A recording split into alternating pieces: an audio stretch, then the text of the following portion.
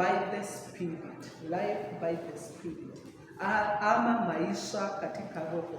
Nitatumia lugha zote mbili, na nikitumia Kizungu natumai ya kwamba kila mmoja atasikia. Amen. Juu Kizungu iko na utajiri wa maneno. So it's my prayer, nimekuombea ya kwamba utaelewa, na nimejiombea na mimi nikalete neno kadri na jinsi kila mmoja wetu atakavyoelewa. So in the morning we were reading from the book of Galatians 16. I mean not Galatians 16, Galatians 5. Galatians 5, all the way from verse 16. I want to believe maybe we will be able to cover up to verse 21 by God's grace, and then from there on Sunday we will be dealing with verse 22.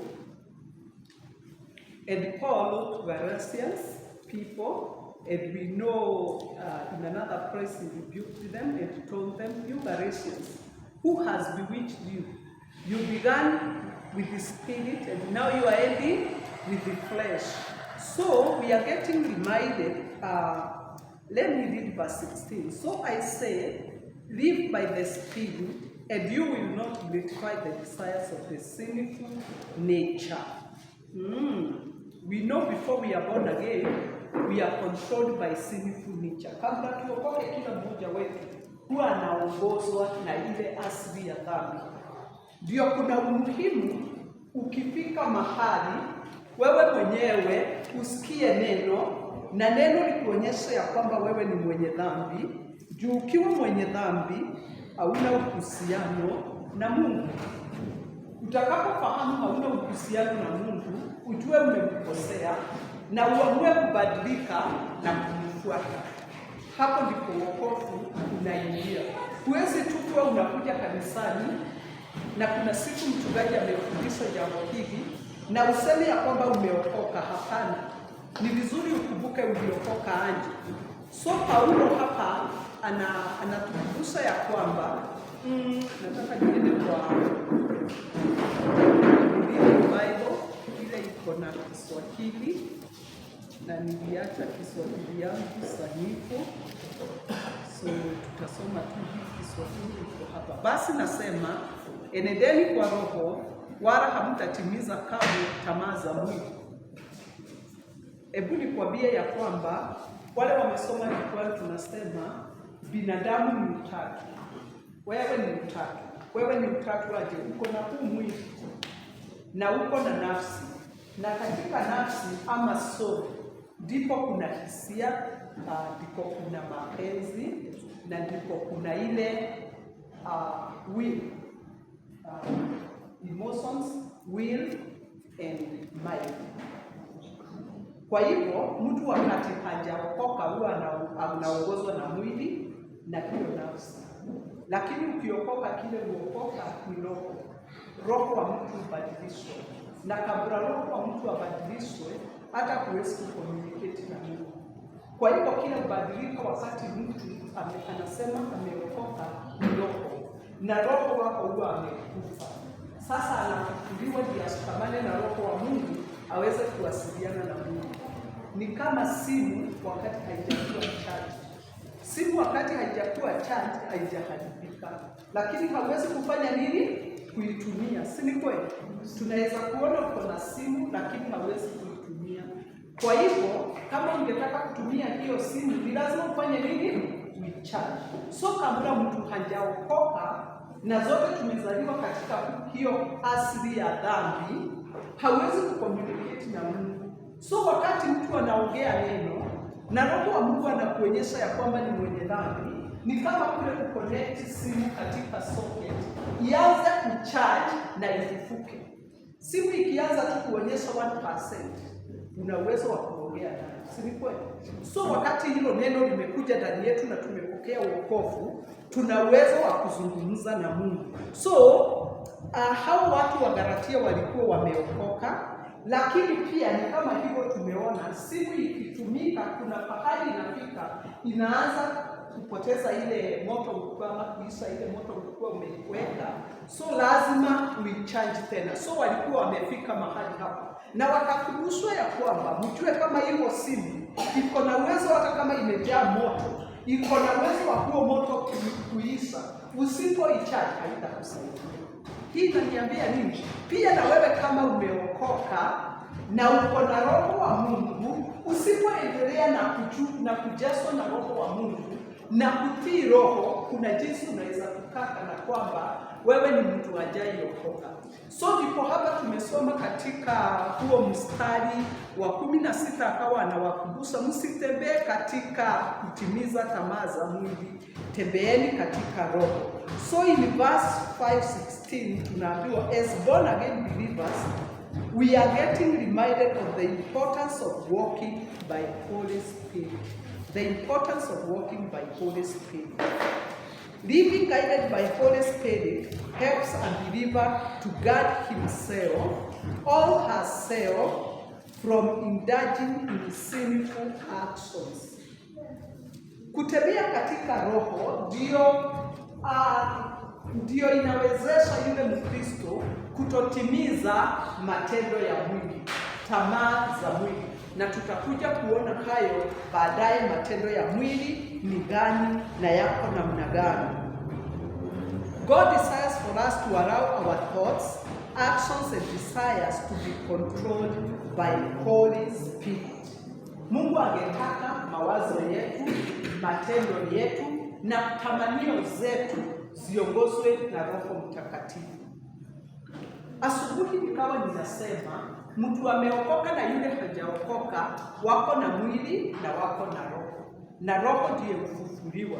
Na nikawa ninapeana mfano asubuhi, na kukawa kuna maswali watu wengine wanaona kana kwamba haiwezekani, lakini bado tulikuwa tukiona ya kwamba kila kitu Mungu akituambia tuwe watakatifu inawezekana katika Roho. Nikasema mtu ameokoka na mtu hajaokoka wote hupata njaa. Si ni kweli? Huona njaa. Na nikawa ninasema hata mimi kama nimeokoka naweza kukosa pesa ya kununua unga. Nikule ugali ndio nishibe.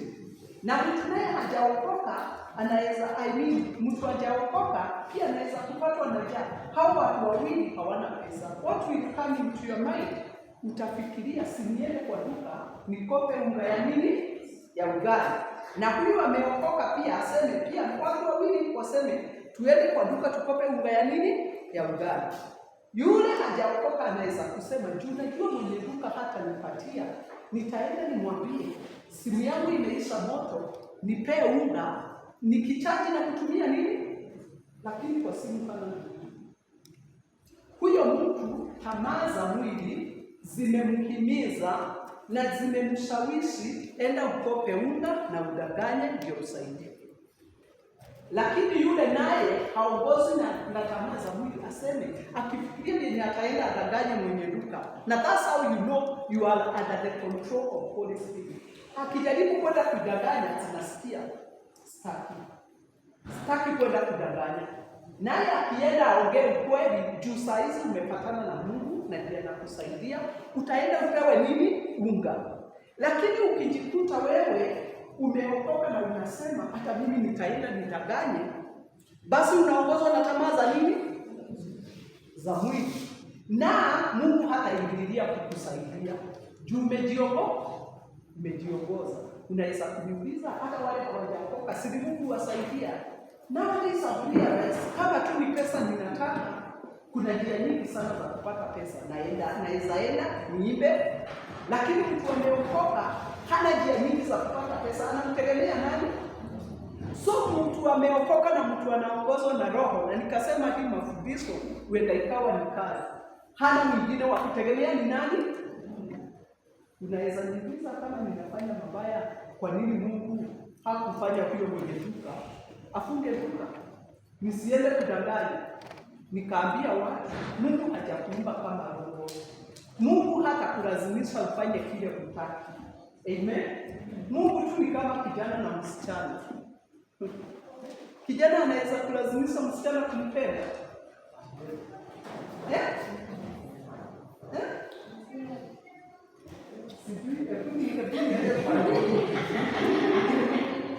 Kijana anaweza kulazimisha msichana kumpenda.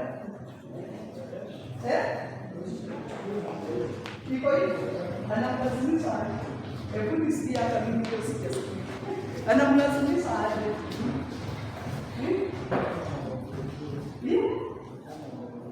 Anafanya mambo mzuri. Na wewe unakubali? Unakubali? Wow. Sawa, hawa ni kutoka kwa vijana. So wasichana wewe, mfanyie tu mambo mzuri. Na tukiisha ukweli mlivyo kufikia tu mambo mzuri. Tukiisha hatutumii. Amepotea. Okay. So in other words, ni kama tunasema ya kwamba kama vile kijana hawezi lazimisha msichana kumpenda, naye Mungu hawezi kutulazimisha kumpenda, lakini anakuambia ninakupenda, you reciprocate. Amen. Ndio sasa Mungu si lazima ati aseme hiyo duka itakuwa imefungwa. Ni wewe utafanya uamuzi. Kuongea ukweli, na ukiongea ukweli naye Mungu ataidia na atakusaidia. So ndio tukasema mahali pale mawazo yetu, matendo yetu na tamanio zetu ziongozwe na nini? Na Roho. Chochote kile unataka. Why? Galatians now 5:17. Biblia inasema kwa sababu mwili utamani ukisidana, ama mwili utamani ukisidana na Roho, na Roho kusidana na mwili. Kwa maana hizi zimepigana hata huwezi kufanya mnayotaka. Mwili na roho zinapigana, the flesh and the spirit. Ni kama tu kujaribu kuweka mafuta na nini na maji pamoja. Ndio wakati mwingine, na ni vizuri tukomae, tufike mahali pa kutii Roho. Unataka kutii kama vile mtu mmoja alituambia asubuhi. Yes, mimi ninataka unga, lakini nikijua nikiongea ukweli sitasaidika, hata mimi nitaenda niongee huo. Juu zinapigana. Ni wewe utaamua utaruhusu nini. Amen. Ni wewe utaruhusu nini. Juu hizi vitu zote mbili ni adui. Flesh, mwili ni nini? Flesh, sinful nature that leads to one's selfish desires. Wakati unasikia mwili ukikusukuma, unakusukuma ni kwa sababu unataka kutimiza mambo yaliyo ya nini? Ya mwili. So that is flesh. Mwili unakusukuma, enda uongee uongo. Juu ukiongea uongo, mwili usikia vizuri. Amen. Ukienda utusi, mwili usikia vizuri. Ukienda uwe umeiba, mwili usikia vizuri. Amen. Sijui wewe unaona ni wapi mara ngapi umetii mwili na umefurahisha. Amen. Unataka mambo ya mwili. The spirit empowers a believer to live a life that is pleasing to God. The spirit helps you to live a life that pleases to God. So wakati ninatii mwili, Shetani anasema wow, amenitumikia. Huyo ni wangu. Huyo nimemsukuma mpaka amenitumikia. Na wakati unatumikia Roho, naye Mungu wako pale anasema huyo ni mtoto wangu. Najua hawezi kutenda dhambi.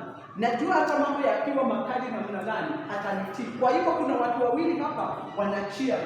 Na ndipo nikasema in the morning we cannot negotiate concerning obeying the flesh or obeying the spirit of God. Amen.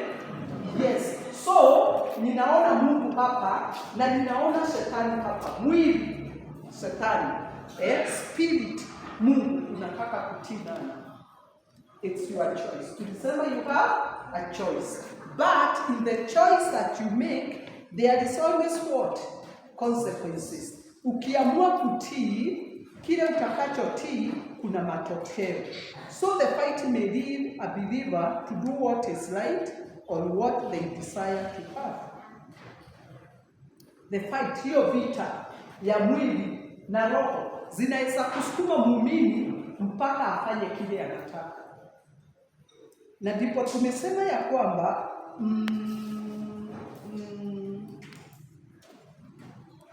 self to have, but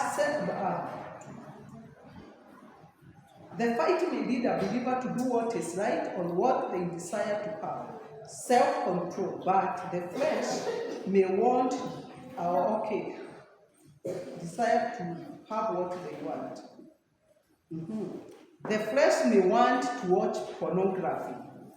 Unaweza kuwa uko na simu na unataka kutazama picha za watu wakiwa uchi, wakifanya ile mambo wanataka, na unaweza kuwa na simu yako useme sita watch hiyo mambo, nita watch kitu kitanijenga. Mungu hata kuja break hiyo simu ndio usiwatch. Amen. Hebu niulize, ni watu wangapi ndani ya simu ungetaka kuwatch pornography watu wakiona? Ni watu wangapi? Ni wangapi? Kwa nini mtaki watu waone? Sisi tunaona. Lakini kwa nini mtu wataki wengine waone? Unajua ni mbaya. Ndio mnataka kwenda chini ya blanket? So hapo sihitaji kukuambia hii ni nini? Wewe ukijikuta nikasikia wengine wataenda huko chini ya blanketi, unasikia tu mtu anacheka. Kumbe ni tu vitu fiso tunamfanya afanye nini? Acheke. Yes, ukitaka kuongea uongo uko hapa na unaulizwa uko wapi? Hapana, hata niko tiru. Na utaki watu wasikie, unafanya nini? Unakanyaga mwili matatu. Si kweli? Kwa nini utaki asikie kile unaongea? Dadadani. Ni mara ngapi hata rafiki yako? Utaki asikie, ama wakati mwingine mume na mke umepigiwa kasimu, utaki ajue kuna kadiri katupesa tutaiba. Umekanyaga mawili? Si ni ukweli? Ukweli ama mwongo? Ama mimi pia nimeenda kwa soko siku hiyo nimeuza sana. Unajua hizi vitu ni mziki. Na sijui kwa nini Mungu akasiweka niongee. Hata nilikuwa nikiambia Mungu hizi kuna vitu hazipo na rahisi kuongea, but we have to speak them. Amen. So ninaongea nikiamini kuna upendo. Mimi nimeenda kwa soko, nimeuza sana na sitaki kutoa ya boga, ninasema leo kulikuwa kumekauka. Wote mama anaweza kukanyaga mawili ndio mume asisikie, na mume anaweza kukanyaga mawili ndio naye mume asifanye nini. Utakapojikuta kuna vitu uweze kufanya hadharani, jua unaongozwa na Mungu. Hii mimi mwenyewe sitakufanyia pesa. Amen. Unajua hata pale mdosi amekupatia kazi. Kule kwetu wako na msemo wanasema paka akiondoka.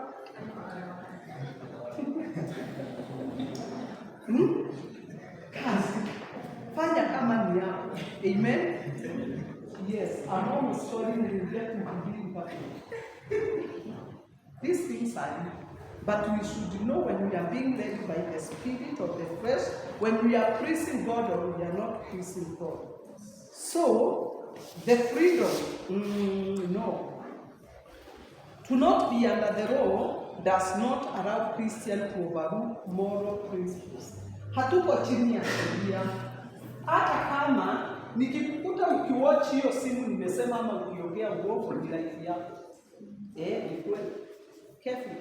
Nikikukuta ukidanganya siwezi kukupeleka polisi.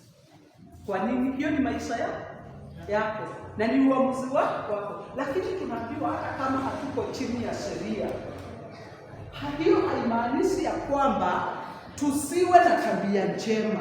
Tusiwe na tabia njema. Kuna kanuni zinagaba kuwa na tabia njema. Kama kutoongea uongo, hiyo ni kanuni nzuri. Kama kuongea uongo kila mtu atajua. Hata ule ukisikia akisema atakuwa amefika baada ya dakika 5. Lakini wengine wanasema wewe mfunge akili. Kwanza wale ni waendeshaji wa pikipiki, anasema mwambie utakuwa hapo in 5 minutes. Ukiulizwa nafika, si ndio mimi huyu. Mimi nikijua wewe ni mwendeshaji wa pikipiki wa aina hiyo, mimi nimelose customer na wewe. Niambie nitafika baada ya saa, nikungojee ama nisikungojee. Juzi tumeenda mahali. Ikahape Kuna vile tu tuliomba pikipiki ya mwenyewe na tulipokuwa